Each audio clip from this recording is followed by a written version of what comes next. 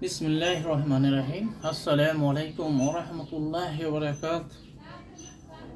My dear viewers, I hope that you are well now.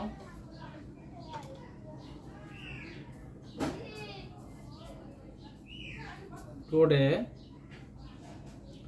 is past continuous tense subject exception.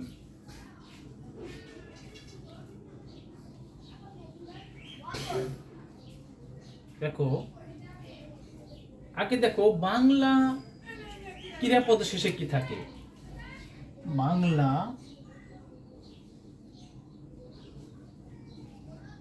ক্রিয়া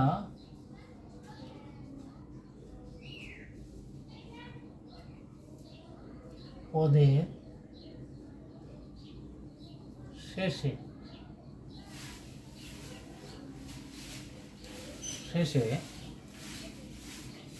তে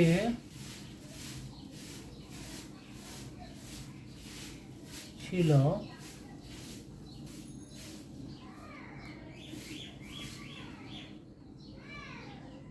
তে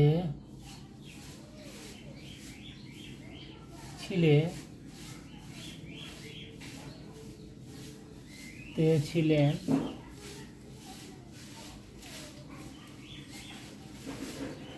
এই রূপগুলো থাকবে। তাহলে বাংলা রূপটা তে ছিল, তে ছিলেন, তে ছিলেন, এইসব বাংলা রূপ থাকবে বাংলা ক্রিয়াপদের শেষে। এবার দেখো আমি তোমাদের জিনিস অ্যাফার্মেটিভ অর্থাৎ অ্যাফিরমেটিভ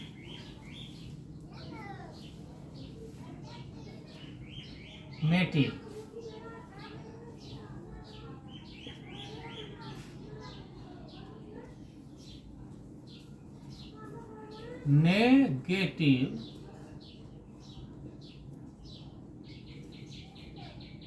ইন্টারোগেটিভ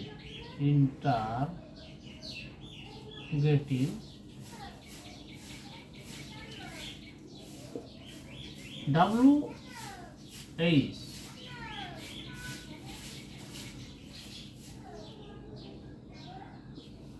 দেখো সবই স্ট্রাকচার একই।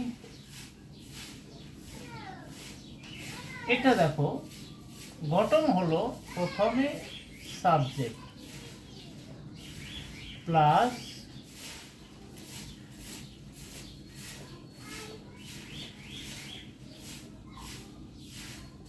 ওয়াজ were plus verb plus ING plus object extension.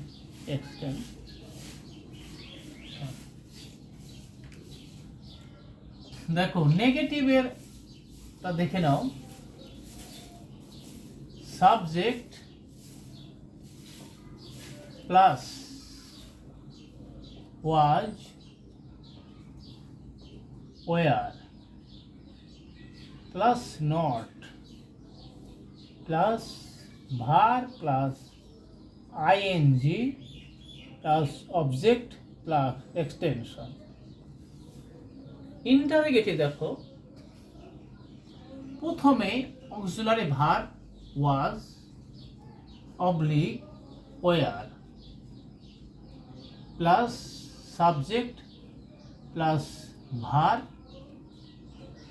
Plus ING plus object plus extension জিজ্ঞাসা চিহ্ন। তারপরে দেখো WH একই পার্থক্য দেখো, WH প্লাস হেল্পিং ভার অর্থাৎ ওয়াজ were plus subjects plus verb plus ভার্বের সঙ্গে ING plus object plus extension জিজ্ঞাসা চিহ্ন। দেখো তাহলে ভালো করে খেয়াল করে দেখো, অল্পতেই 4টি বিষয়ের কমপ্লিট হয়ে যাবে। কমপ্লিট 4টি কেন 6টার ভিতরে গঠন প্রণালী হয়ে যাবে। যে কোনো সাধারণ বিপরীত দেখো, অ্যাফার্মেটিভ সেন্টেন্স যদি হয় সাবজেক্ট বসবে প্লাস ওয়াজ বা ওয়ার। সাবজেক্ট যদি থার্ড পারসন সিঙ্গুলার নাম্বার হয় তাহলে সাবজেক্টের পরে ওয়াজ বসবে, আর সাবজেক্ট যদি বহুবচন হয় তাহলে ওয়ার বসবে, প্লাস ভার বসবে, ভার্বের শেষে আইএনজি বসবে, প্লাস যেটা আছে সম্পূর্ণ বসে দেবে, বাস কমপ্লিট। এখন দেখো নেগেটিভ, একই জিনিস সাবজেক্ট বসবে প্লাস একই কথা ওয়াজও বসতে পারে। যদি সিঙ্গুলার হয় ওয়াজ বসবে, ওয়াজের পরে নট বসবে, আর যদি সাবজেক্ট বহুবচন হয় তো ওয়ার পরে নট বসবে, আর ভার্বের সঙ্গে আইনজি যোগ হবে, plus object plus extension, complete negative. Interrogative, প্রথমে দেখো ওয়াজ, যদি সাবজেক্ট সিঙ্গুলার হয় প্রথমে ওয়াজ বসবে, তারপরে সাবজেক্ট বসবে, তারপর ভার বসবে আইএনজি, ভার্বের শেষে প্লাস অবজেক্ট, তারপর যা আছে সম্পূর্ণ বসে যাবে, শেষে ইন্টারগেটিভ মার্ক হবে। এবং এটি যদি নেগেটিভ করতে হয় তাহলে ওয়াজ প্লাস সাবজেক্ট ওয়াজ নটও ব্যবহার করতে পারো, প্রথমেই ওয়াজ নট বা were not plus subject plus ভার্বের সঙ্গে আইনযোগ প্লাস অবজেক্ট প্লাস এক্সটেনশন, শেষে ইন্টারগেটিভ মার্কস। তাই আশা করি 5টা হয়ে গেল। এবার দেখো প্রথমেই WH এর যে ডাব্লু বা এইচ দেশে যে শব্দগুলো দিয়ে বাক্য প্রথমে শুরু হয়, প্রথমে ডাব্লু দিয়ে যে শব্দ হবে প্রথমে লিখবে, তারপরে ওয়াজ বা were, subject plus verb plus ING plus object plus extension. আশা করি এই 4 থেকে 5টা সেন্টেন্স গঠন করা হয়ে গেল। এবং যেহেতু WH কোশ্চেনের পরে ওয়াজ নট বা were not plus subject plus verb plus ING plus object plus extension দিয়ে WH কোশ্চেনের নেগেটিভ করা সেন্টেন্স তৈরি করা হয়ে গেল, অর্থাৎ 6টা সেন্টেন্স কমপ্লিট।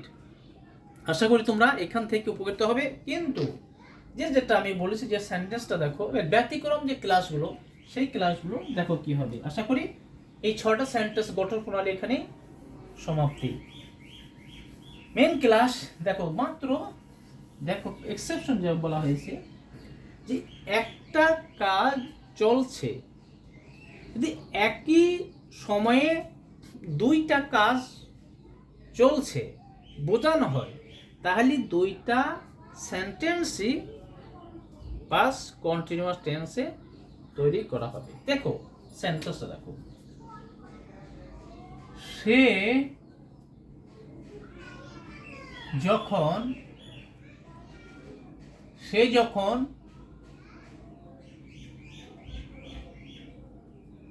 লিখতে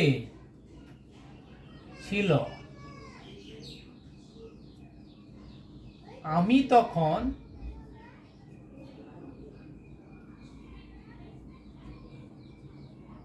আমি তখন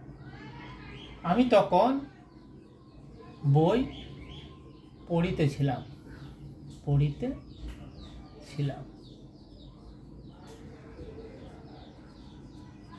দেখো তাহলে দেখো, সে যখন লিখতে ছিল আমি তখন বই পড়িতেছিলাম, একই সময়ে 2টা কাজ চলছে, তাহলে 2টা সেন্টেন্স তৈরি করতে গেলে 2টাই পাস্ট কন্টিনিউয়াস টেন্স দিয়ে তৈরি করতে হবে। এখন এই যে সেন্টেন্সগুলো যখন তখন, তোমরা এগুলো তো স্টুডেন্ট, তোমরা 99% স্টুডেন্ট, তোমরা এই সেন্টেন্সগুলোকে ট্রান্সলেট টু ইংলিশ করা তোমাদের পক্ষে সম্ভব নয়। কারণ যখন তোমরা হয়তো বুঝতে পারলে যখন তখন রয়েছে, যখন ইংরেজিটা কি হবে তখন ইংরেজিটা কি হবে, এই যে তোমাদের মনের ভিতরে একটা সংকীর্ণতা, এটা তোমাদের ভিতরে থেকে যাবে। তোমরা হয়তো লিখতে পারবে সে লিখতে ছিল, he was writing, I am reading a book, এটা তোমরা লিখতে পারবে। কিন্তু যখন তখন যখন হবে তোমাদের ভিতরে সংকীর্ণতা এসে যাবে। এবার দেখো ভালো করে খেয়াল করো, প্রথমে আমি পড়িতেছিলাম, যেহেতু আমি আমারটা দিয়ে শুরু করি, অর্থাৎ আই কি করছিলাম, আই ওয়াজ পড়িতেছিলাম, I was reading a book. দেখো আমি একটি বই পড়িতেছিলাম। এবার দেখো এখানে যদি এ না হয় বুকস তাও ব্যবহার করতে পারবা, তাহলে এ ব্যবহার হবে না। আমি একটা বইয়ের কথাই বলছি। আমি তখন একটি বই, এইখানে একটি বই, এখানে জিনিসটা সবুজ করে দাও, একটি, এখানে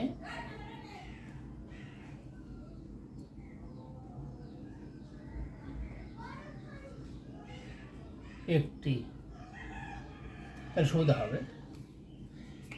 তাই গেল। এবার যখন আর তখন, দেখো এখানে হোয়াইল হবে WHILE, হোয়াইল, WHILE, হোয়াইল, ঠিক আছে, WHILE, হোয়াইল।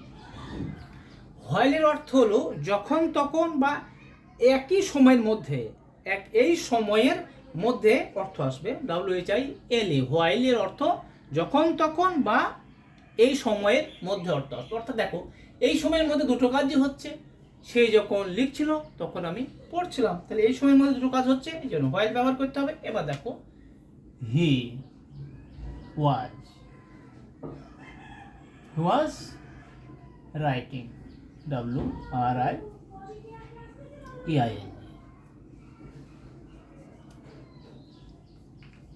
আশা করি এটা তোমরা কমপ্লিট বুঝতে পারবে। এখন দেখো তাহলে এখানে আমি, সে যখন লিখছিল আমি তখন বই পড়িতেছিলাম, সে যখন ঘুমাচ্ছিল আমি তখন বই পড়তেছিলাম, সে যখন বসেছিল আমি তখন বই পড়ছিলাম, সে যখন খাচ্ছিল আমি তখন ঘুমাচ্ছিলাম। একই সময়ে যখন বোঝানো হবে, এই যে আমি যে বাক্যগুলো বলেছি ঠিক এই বাক্যগুলোকে এইভাবেই ট্রান্সলেট একটু ইংলিশে করতে হবে। কিন্তু একই সময়ের মধ্যে দুটো কাজই শুরু হয়, তাহলে সেখানে মাঝে হোয়াইল ব্যবহার করতে হবে। আশা করি তোমরা এটা বুঝতে পেরেছো। পরবর্তী আরেকটা দেখো এক্সেপশন। দেখো সে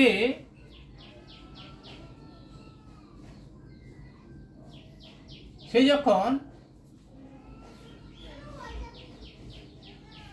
আমার কাছে এলো,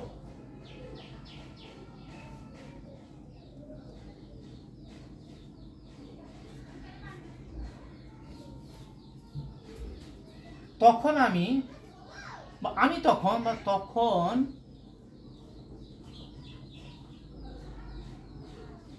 আমি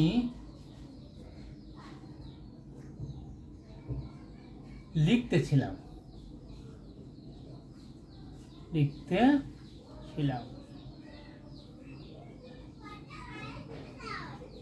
দেখো সে যখন আমার কাছে এলো তখন আমি লিখতেছিলাম। দেখো এখানেও যখন তখন ব্যবহার করা হয়েছে, অর্থাৎ একটা কাজ চলছিল এবং আর একটা কাজ এলো কিছুক্ষণ আগে। তাহলে যে কাজটা চলছিল সেই সেন্টেন্সটাকেই পাস্ট কন্টিনিউয়াস টেন্স দিয়ে করতে হবে। দেখো সে যখন আমার কাছে এলো তখন আমি লিখতেছিলাম, সে যখন আমার কাছে এলো আমি তখন ভাত খাচ্ছিলাম, সে যখন আমাদের বাড়ি এলো আমি তখন ঘুমাচ্ছিলাম, সে যখন আসলো আমি তখন কথা বলতেছিলাম। আশা করি অনেক ধরনের এই ধরনের একই বাক্য, সেই ক্ষেত্রে কি হবে সেটা দেখে নাও। এখন প্রথমে তোমরা হোয়েনও ব্যবহার করতে হবে, যখন তখন। দেখো যখন তখন এখানে হোয়াইল ব্যবহার হবে না, কারণ এটা দেখো একই সময় কিন্তু দুটো কাজ ঘটছে না। সে যখন আমার কাছে এলো তখন আমি লিখতেছিলাম, তাই এইটা পার্থক্যটা, একটা কাজ চলছিল এবং তার পরে আর একটা কাজ সংগঠিত হলো। তাহলে প্রথমে তুমি একটা হোয়েনও ব্যবহার করতে পারবা, WHEN, হয়ে। এবার দেখো আমি লিখতেছিলাম, when I was writing।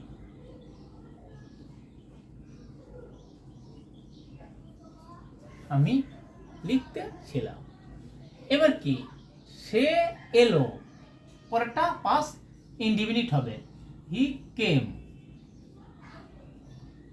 Two me, to me. আশা করি এটাও তোমাদের জন্য কষ্ট হবে না। এটা তোমরা অবশ্যই, এই দুটো বাক্য খুব গুরুত্বপূর্ণ, তোমরা অবশ্যই আমি যে কথাগুলো বলেছি সেটা অবশ্যই তোমাদের গুরুত্বপূর্ণ একটা বিষয়, তোমরা অবশ্যই এটা মনে রাখতে হবে। তাহলে তোমরা এই ধরনের ট্রান্সলেশন পাস্ট কন্টিনিউয়াস টেন্সে দুইটা কাজ এগুলো তোমরা অবশ্যই করতে পারবে, কখন তোমাদের সমস্যা হবে না। সুস্থ থাকো, ভালো থাকো, আল্লাহ হাফেজ।